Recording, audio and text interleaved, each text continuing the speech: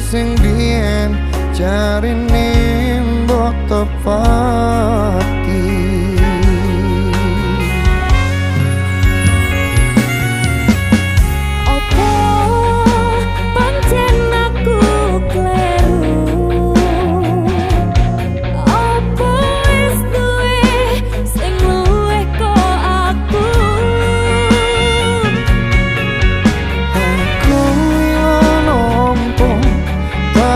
Atiku ratimo nyawang sliramu disanding wong liya.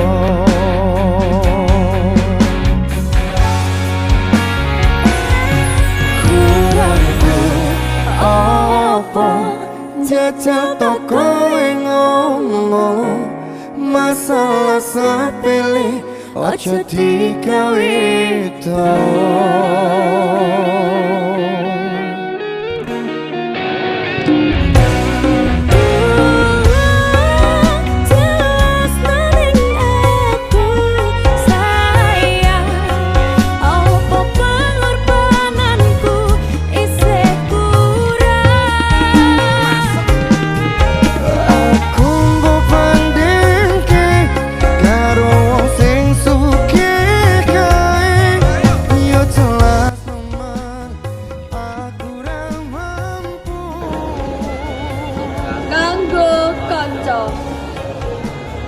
Biyen tanganmu genggam tanganku, biyen pundakmu enten damel aku, biyen esemanmu nentremake atiku.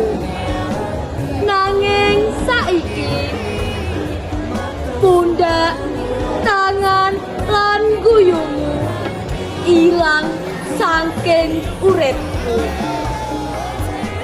Kanca-kanca kabeh bayangana apa sejatine kahanan sakjroning donya.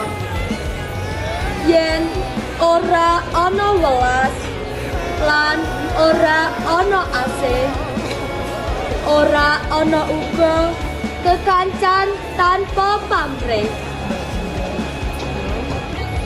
Jroning atiku, aku rasane kepen kamu pas waktu kanca lan kancaku